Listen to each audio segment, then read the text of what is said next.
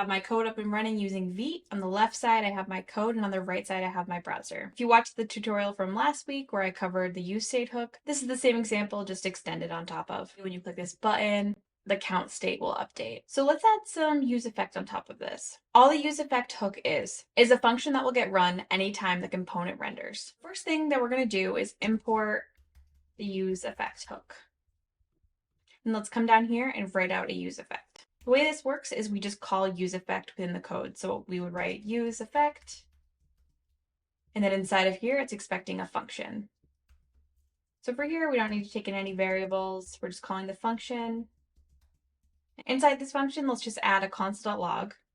We'll add const.log useEffect function was run.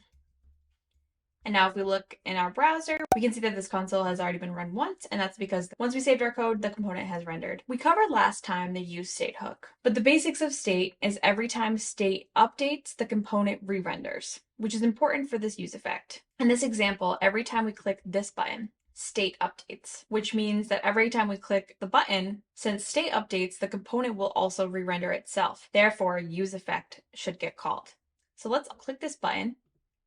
You can see that every time we click this button, the const.log and useEffect is getting run. And that's the basics of useEffect. You can put some sort of logic inside useEffect to do whatever you need. Another really important thing about useEffect is the second variable that the useEffect hook takes in. This item is the dependency array. The purpose of this is if you only want this useEffect hook to get run based on state or based on some sort of variable prop maybe that's coming in from a parent that's going to update, you can add a dependency. So if there's no dependency array added like we have here in this useEffect function will get called every single time the component renders. However, if we add an empty array and we try and do the same thing we did before by clicking a really cool button, we'll actually see that this no longer works the way it worked previously. And that's because if we add this dependency array, useEffect will only get called on the first render rather than every single time the component renders. However, this dependency array can be based on any sort of state that may change, as I said. So if I add the count variable to this dependency array,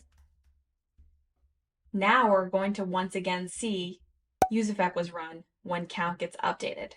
And that's because now useEffect is based on that count variable. One of the most classic use cases of useEffect is using it for a fetch. What is a fetch? Fetch is just grabbing data from an API. So you call a URL, and then you'll get a blob returned to you of data that then you can consume on the front end. Let's test that out together. So what we're going to do is we're actually going to call a Pokemon API, and it'll just return 10 Pokemon. I'm going to add some state for this data. So I'm going to do const the same way I do for count right up here. I'm going to do const, and then I'm going to write Pokemon data, comma, set Pokemon data. I'm going to set the initial value of this Pokemon data to just be null. I'm going to get rid of this stuff here. And I'm actually just going to fetch this data. So what I'm going to do is write the word fetch. And then inside of this fetch, I'm going to put the URL for the Pokemon API, which I just found online.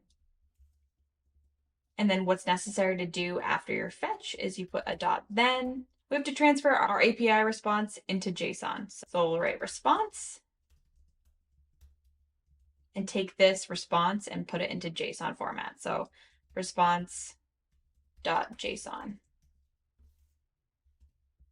And then we're going to put one more dot then. And inside of this dot then, this is where we're going to update that Pokemon data state. So we'll write data. And we'll write set Pokemon data. And inside of here, we'll just write data, which we're grabbing from this dot then. It's really important for this useEffect hook to have this empty dependency array. Otherwise, since we're updating state, we're going to end up in a continuous loop, which your browser won't be happy and you won't be happy either. So something that's really important to remember when you're using useEffect with the fetch is to always have this dependency array, whether this be empty or sometimes it's not, depending on if you need to base your fetch on some sort of other state. So what I'm going to do here is just put a const.log Pokemon data. And then I'm going to just refresh the page so we get that original. And we'll see that the first call is null and the second one is our API call with these Pokemon. In our next tutorial, we'll talk about how to then display this data in a nice way using map in React. Stay tuned for that next week, and thank you so much for watching.